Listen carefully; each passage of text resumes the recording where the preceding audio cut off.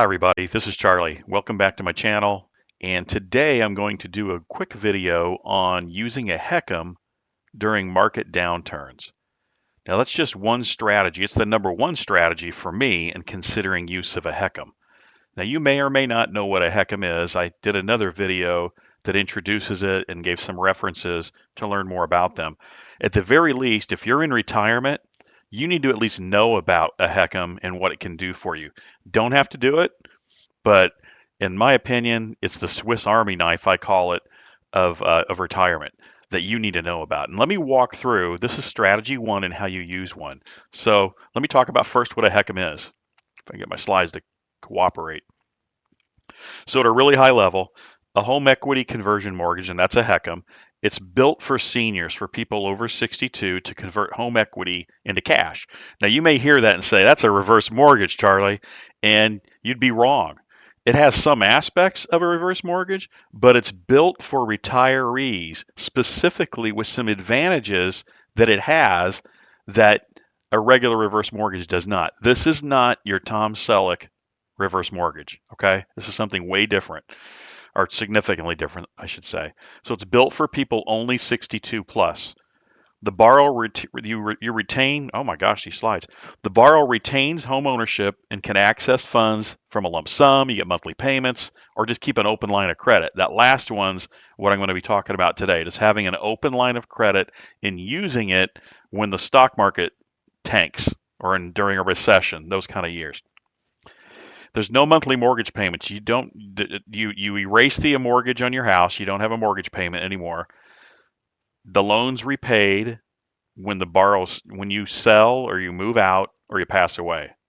Okay, you don't have to pay back payments on this thing. So once you take money out of it, you don't have to pay it back if you don't want to. It's a non-recourse loan, which means you can't be thrown out of the house. Not that you would, right? But if you found yourself in a situation where you're in a bad place and you took this mortgage, there's stories of people with a reverse mortgage, how they lost their house, right? Foreclosed. Not going to happen here. As long as you had the mortgage insurance, which is required up front, you maintain house insurance, you upkeep the house, and you keep it in good repair. If you do all that, you're good. But you don't have a mortgage payment, and then you've got this open line of credit with the remaining balance that through the calculations that have opened your line of credit to make available for whatever you want to do with it. Now, I wouldn't just do anything with it. I wouldn't go out and buy an RV or take a trip to France or anything like that. I'd use it in one of the strategies that I'm going to cover, and I'll cover one of them today. In any case, your loan balance grows over time, and then it's government insured, so it safeguards both the borrower and the lender. Uh, Frankly, don't end up screwed. They'll both end up in a decent position when it's all done. You'll never owe more than the value of your house, and the lender will never lose out on it either. That's where the mortgage insurance comes in. So that's a quick explanation of what a HECM is or how they work. You can learn a lot more, and I'll leave references in the description so you can learn more about it or give you some good references for that. So I call them the Swiss Army knife of retirement. They really are. I list here there's 5 different ways I can think of immediately how you may want to use a HECM. The top one I'll talk about, the one in bold, is the one this video is about, which is you supplement your income to avoid drawing down your retirement accounts during market downturns. So stock market has a really bad year, you're having to draw money off of it to cover your expenses, right, in retirement. But during a downturn, it's a double whammy on that, right? You're taking money out to cover your expenses, but it's also lost value because the stock market didn't do well that year. So it's taken a huge hit that year. That's the focus of what I'm going to talk about in just a little bit of how you might use a HECM. The other ways you might use it, and there's a lot of different ways, but another one, you could finance home improvements or repairs without selling assets in retirement. Pay for medical expenses that aren't covered by insurance. You could just have an open line of credit for any kind of emergency. Refrigerator breaks down, whatever, your car breaks down, you got to get a different car, whatever it is, you could have an open line of credit to draw on from the HECM to help you through those emergencies. And again, you never have to pay this back if you don't want to. It's a non-recourse loan. You can if you want to reestablish that line of credit that will grow, but you don't have to. And another one, it can just be a tax-free source of funds for any purpose. Now, I'm going to talk about the idea that you could use this for the area in bold. So during market downturns, use the HECM the year after there's a bad year in the market, or if you're drawing money monthly from your 401k. If you see we're going into recession or bad returns a given month, give your 401k a chance to recover by using the HECM. And let me show you what I mean by that. So this is a Google slide and a Google sheet.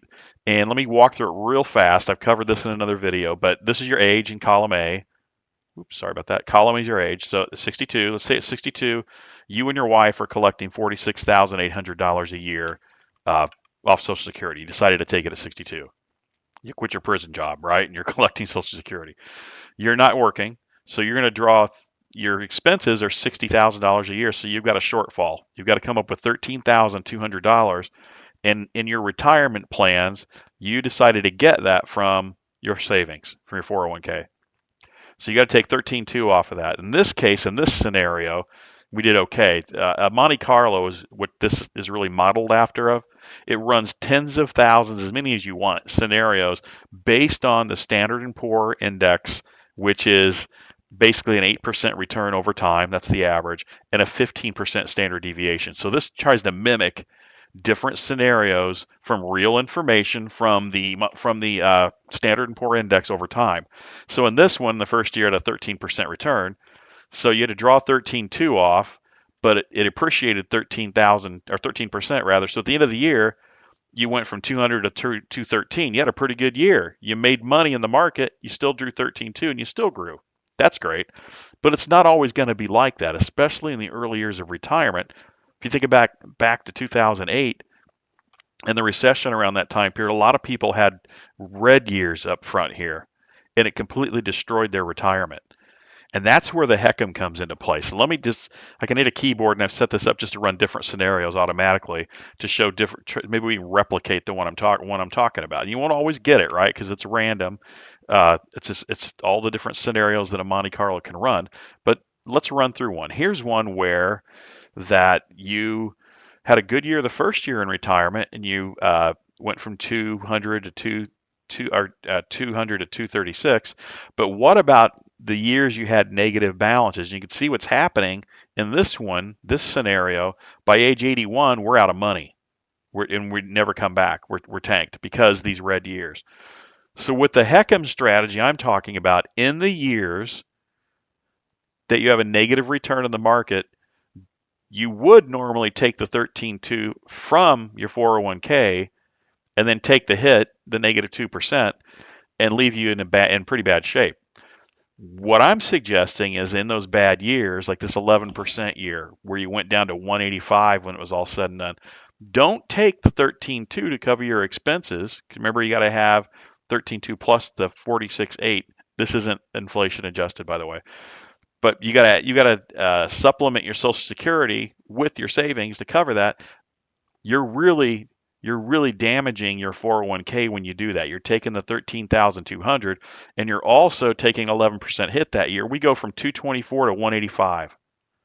That's going to take a while to make up, right? Unless you have some great years. In this scenario, we had a couple of good, but then you're still drawing down. You get that negative 10, negative 16, these negative years, and eventually really damage it. And eventually, we're gone by age 81. We're under at that point. As opposed to in these red years, take it from your HECM.